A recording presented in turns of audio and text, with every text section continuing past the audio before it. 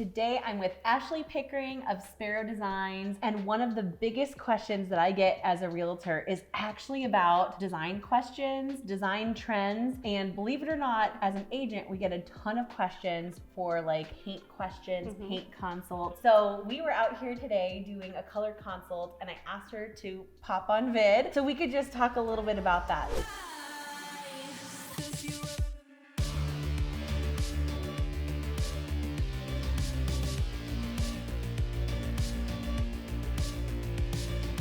Talk to us about like the importance of color in a home, and how does that play into like everything that you do as a designer with helping people with their home design and color consults? Yeah, I'd love to. So I think of color as like therapy, right? Like people are drawn to specific colors in different stages of your life. You're drawn to more grays, to more whites, to more tans. And I think color can be therapy for us. We have really busy lives. We have kids running around, or we're dealing with loved ones that are sick, and our home is supposed to be like a retreat, right, from everything that's going on, and we can make it that place to de-stress with specific colors. And so I love playing with colors. I love asking people questions about where do you want a vacation when you have time, or where do you go to get away, what's your favorite place to go, and then based on those questions, then we come up with color palettes for their home that are specifically geared towards them and what they're needing. I love that. It's so crazy that you said that about needing different colors at different phases, because for me, like just in my own life, like what colors I was drawn to just, you know, after college, you know, when I was newly married, new with kids, even in the past, like, you know, 12 to 18 months, like the colors that I use in my own home has shifted pretty dramatically. Absolutely. Yeah, when I was first married, my husband calls our first house, the Fiesta house. Okay. Because every room was a different color. I love color. I love playing with color. And so same thing, the progression of how I've used the color has changed a little bit. And so I love, you know, the color wheel is so vast and there's so many different colors that you can use.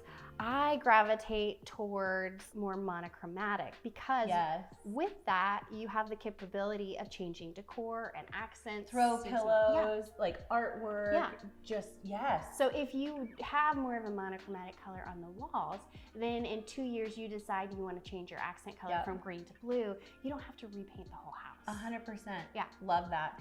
So what are you seeing right now as far as like some really good kind of design trends and people that are in that transition space? How do you recommend that they kind of start shifting into like that new phase of kind of where their design style and vibe is heading? Yeah, I always try to steer people away from super trendy decisions.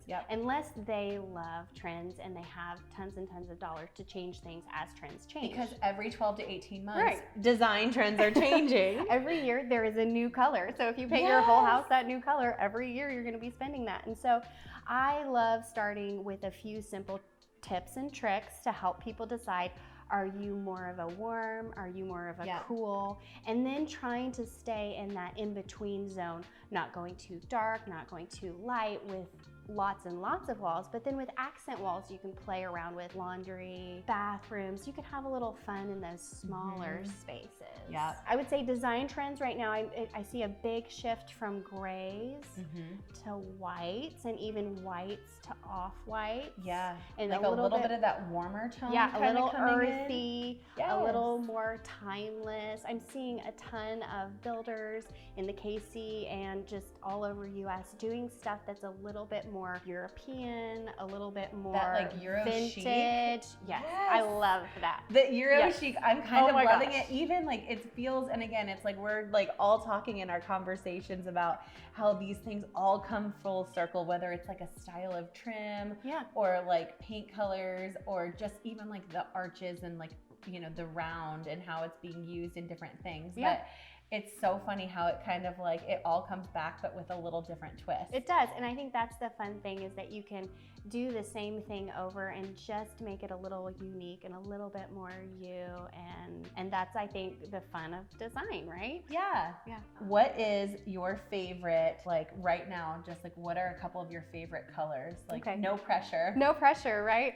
Personally, I am a minimalist. And I'm moving more towards this like Grecian minimalist vibe in my own home. And so the colors that I really vibe with are like anything in nature, like rocks and trees and all that stuff. So I would say right now in my home, if I'm completely honest with the colors that I'm using, iron ore, which is a super trendy color. And what I've done is I've implemented that in a few smaller areas in my home so that I can paint over it every few years. So tell me, like, where are you using it, like in a dark and moody bathroom? Yeah, so an accent wall? I'm using it as an accent wall in our offices. Love it. And so then what I'm doing is I'm pairing it with this really fun, I call it modern white. It's got a little bit of a bluish tint, but it works really well in the room with all of the lighting that we have. I really like modern white as well. Yeah. So that's another one. And then Evergreen Fog, which is like this really like silky green. And that was the Sherwin-Williams color of the year from last year, but it's still kind of coming in because it has that earthy tone. Yeah. It's a little warmer, but kind of pulls in some grayy.